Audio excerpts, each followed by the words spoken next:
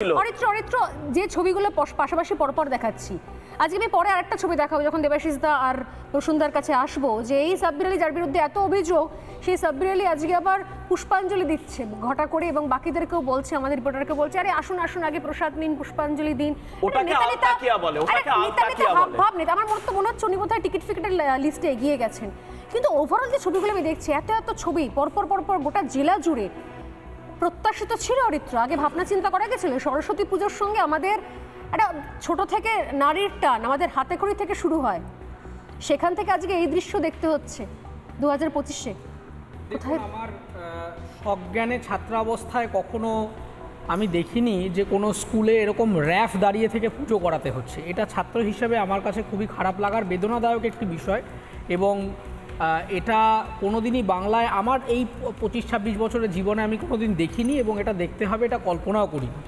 কারণ সেকুলারিজমের গান তো আপনারা যারা এই ধরনের কোনো বিষয় হলেই ভারতবর্ষ সেকুলার, সর্বধর্ম সমন্বয়, বিবিধের মধ্যে মিলন মহান, এই সমস্ত অনেক কথাই বলেন, কিন্তু আসলে ভারতবর্ষে হিন্দুরা যে সংখ্যাগরিষ্ঠ এই বিষয়টাকে টেকেন ফর গ্রান্টেড করে নেওয়া হয়েছে।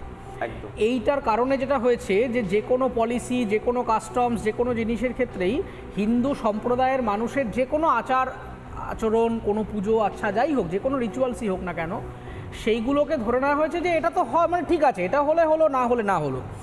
মাইনরিটিদের ডেভেলপমেন্টসের জন্য সংবিধানে নিশ্চয়ই বলা আছে, তারা নিশ্চয়ই পাবেন তাদের সাংবিধানিক অধিকার, কিন্তু মাইনরিটি রিফরমেশনের কথা বলা মানে মেজরিটিদেরকে টেকেন ফর গ্রান্টেড করে নেওয়া কখনোই নয়। তাই যদি হতো তাহলে সেকুলারিজম কথাটা সংবিধান থেকে অবশ্যই বাদ দেওয়া প্রয়োজন। এবং পরবর্তী যে দিকটা সেটা হচ্ছে যে আমার প্রথম প্রশ্নটা হচ্ছে যে সাবির আলী, সে তৃণমূল করুক, বিজেপি করুক, যাই করুক না কেন, আমার প্রশ্নটা হচ্ছে এই ব্যক্তি কে, তার ক্ষমতা কি করে হলো একটা শিক্ষা প্রতিষ্ঠানের মধ্যে ঢুকে এইটা ডিসাইড করার যে কে কোন পুজো করবে না করবে। একটা শিক্ষা প্রতিষ্ঠানের ভিতরে পুজো যদিও হতে পারে কি হতে পারে না, এই নিয়ে অনেক বিতর্ক আছে, আমি ধরে নিলাম যে এটা একটা আচারের অংশ, কাস্টমস। সেইটা তো day college, evening college, morning college, বিভিন্ন শিফটের ছেলেমেয়েরা নিজেদের মতো করে আয়োজন করেন। ইনস্টিটিউটের যারা অ্যাডমিনিস্ট্রেশন আছেন তাদের সাথে কথা বলে ইনস্টিটিউটের দায়বদ্ধতা, কে কোন জায়গায় পুজো করবে, কিভাবে কতটা করবে, এইটা দেখা। এবং আরেকটা ইম্পর্টেন্ট জায়গা আমরা সকলেই মিস করে যাচ্ছি, যে দেখুন বাগদেবীর আরাধনা আমরা কেন করি? আমরা করি আমাদের বিদ্যা, বুদ্ধি, শিক্ষা, এনলাইটেনমেন্টের জন্যে। আমাদের রাজ্যের শিক্ষা ব্যবস্থাটাই তো ভেঙে পড়েছে। কিছুদিন আগে 23শে জানুয়ারি উপলক্ষে একটি ভিডিও সোশ্যাল মিডিয়ায় ভাইরাল হয়েছে, যেখানে একজন হেডমাস্টার মশাই তিনি হাত জোর করে কাকুতি মিনতি করছেন গ্রামের মানুষদের, তার কারণ তার স্কুলে ছেলেমেয়েরা পড়তে আসে না। 200-300 ছেলেমেয়ে পার ক্লাসে যেখানে থাকতো, এখন সেই সংখ্যাটা 40-এ এসে দাঁড়িয়েছে। পরের বছর সেই 40টা বা থাকবে কিনা সেটা জানে না। প্রত্যেক জায়গায় অন্তত আপনাকে বলে রাখি 5 থেকে 10 হাজার বাংলাভাষী সরকারি স্কুল, প্রাইমারি, আপার প্রাইমারি মিলিয়ে সেগুলো বন্ধ হয়ে গিয়েছে। এবং বাংলা মিডিয়ামে সরকারি স্কুলগুলোতে ছেলে মেয়েদেরকে অভিভাবকরা পড়তে পাঠান না। কখনো দুটো কারণ আছে তার, একটা মূল কারণ হচ্ছে যে বাংলা ভাষার যে বাণিজ্যিক ইকুইটি সেটা ধরে রাখতে পারা যাচ্ছে না সরকারিভাবে বা পলিসিগতভাবে। এবং পরিকাঠামোগত দিক থেকে বেসরকারি ইংরেজি মিডিয়াম স্কুলগুলির সাথে বাংলা মিডিয়াম স্কুলগুলি আর পাঙ্গা দিয়ে উঠতে পারছে না। সেই জন্যে বড় অঙ্কের মানুষজন, এই যে একটা লেটেস্ট ডেটা নিয়ে খুব গর্ব করছে স্টেট গভর্নমেন্ট, যে ক্লাস 8 পর্যন্ত নাকি আমাদের ড্রপ আউটের সংখ্যা 0 না ইত্যাদি। আরে ড্রপ আউটের সংখ্যাটা শুধু দেখলে হবে না, ড্রপ আউটটা রেজিস্ট করবার জন্যই তো সর্বশিক্ষা অভিযান এবং মিড ডে মিল কনসেপ্টটা আনা হয়েছিল। কিন্তু আমাদের দেখতে হবে সেটা হচ্ছে নতুন স্টুডেন্ট এনরোলমেন্টের সংখ্যাটা, এবং যে ছাত্ররা পড়ছেন তাদের হায়ার এডুকেশনে কতটা এক্সপোজার আছে সেই সংখ্যাটা। আমি তো সহমত, না হলে কখনো বাঁকুড়ার বেলিয়াতোর এবং পশ্চিম মেদিনীপুরের চন্দ্রকোনা, আমি জানি যে আরও হয়তো ঘটনা ঘটেছে, বেলা বাড়ার সঙ্গে সঙ্গে বা সময় বাড়ার সঙ্গে সঙ্গে আরও এরকম অনেক খবর আমাদের কাছে আসবে। যেহেতু আমরা অন্যান্য মিডিয়ার মতো এই ধরনের খবরগুলো চেপে যাই না, বয়কট করে দিই না, হরিণঘাটার খবর যেরকম বয়কট করে দিইনি, সেটা দিতে পারিনি, তাই পরবর্তীকালে আমি নিঃসন্দেহে দেখাবো। দেবাশিস দা, বাঁকুড়ার বেলিয়াতোর, পশ্চিম মেদিনীপুরের চন্দ্রকোনা, স্টুডেন্টস আছে এখনো পর্যন্ত, ছাত্ররা রয়েছেন, তারা আসছে, ছাত্ররা, তারা অভিভাবকরা আসছেন, কিন্তু শিক্ষক নেই। অতএব পুজো বন্ধ, পুজো করার কোনো জায়গা নেই। অতএব আমরা বলি না যেটা কথায়, ছলে বলে কৌশলে যে কোনোভাবে হোক কাজ উদ্ধার করতে হবে। হয় তুমি সংখ্যালঘুদেরকে দিক থেকে অনুমতি নিয়ে আনো, না হয় তুমি পুজো করার জন্য কোর্টে যাও, একটা হ্যারাসমেন্টের শিকার হও, না হয় তুমি সারা রাত ধরে প্যান্ডেল পাহারা দাও, আর না হয় তোমার স্কুলে আমি শিক্ষকই রাখবো না। কোনো স্টুডেন্টই থাকবে না। অরিত্র বলছেন ড্রপ আউট, আমি তো দেখতে পাচ্ছি আস্তে আস্তে শিক্ষক যদি সেখানে স্টুডেন্টের সংখ্যায় থেকে 10, ওই 10 জনই উঠেছে ক্লাস 8 পর্যন্ত, ড্রপ আউট হবে কোত্থেকে? ড্রপ আউট 0, খুব গর্বের কথা।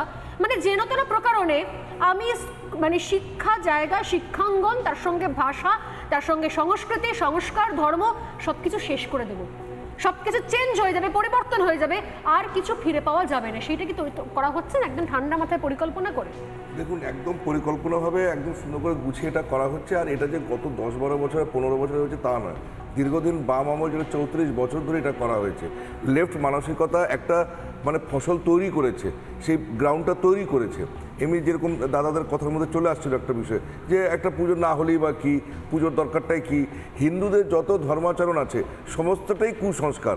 যাদবপুর বিশ্ববিদ্যালয়তে ইফতার পার্টি, ঈদ মিলন, মিলাদুন নবী, এগুলো কুসংস্কার নয়, এগুলো প্রোগ্রেসিভ, এগুলো সেকুলারিজম, এগুলো মাইনরিটিসদের জন্য অধিকার প্রভৃতি ইত্যাদি ইত্যাদি, মানে খুব উন্নত মানের কিছু বিষয়। যাদবপুরে কিন্তু সরস্বতী পুজো করা নিয়ে প্রতিবার ঝামেলা, সরস্বতী পুজো করতে দেওয়া হয় না। যাদবপুর বিশ্ববিদ্যালয়ে সরস্বতী পুজো করতে গেলে একটা স্বামীজির একটা স্ট্যাচু বসাতে গেলে ওরে বাবারে, মানে ভারতবর্ষ রসাতলে চলে গেল, পশ্চিমবঙ্গ শেষ হয়ে গেল। একদমই তাই, প্রেসিডেন্সিতে এখনো হয় না। তো সেই জন্য একটা চাষ তো একদিনে তৈরি হয় না, তাকে লাঙল টানা হবে, জমিটা তৈরি হবে, তারপর জল দেওয়া হবে ইত্যাদি ইত্যাদি। তো বামপন্থীরা এই জমিটা তৈরি করেছে, যেই জমির উপরে আজকে জিহাদি ফসল ফলছে, আর সেই জিহাদি ফসলটাকে আজকে ঘরে তুলছে, খাবারে তুলছে তৃণমূল কংগ্রেস। এই জমিটা এরা তৈরি করেছে। দেখুন 2017 থেকে এটা একটুখানি যদি দেখানো যায়, এই বোনটা, ছোট বোন, তেহট্ট হাই স্কুল হাওড়াতে সরস্বতী পুজোর জন্য পুলিশের কাছ থেকে তাকে পুলিশ লাঠিচার্জ তাকে খেতে হলো। এবং এই ছোট বোনটার সে কী কষ্ট। ওখানকার স্থানীয় ছাত্রছাত্রীরা তেহট্ট হাই স্কুলের সরস্বতী পুজোর জন্য তারা আন্দোলন করতে হয়েছিল, তখন পুলিশের লাঠির বাড়ি খেতে হয়েছিল।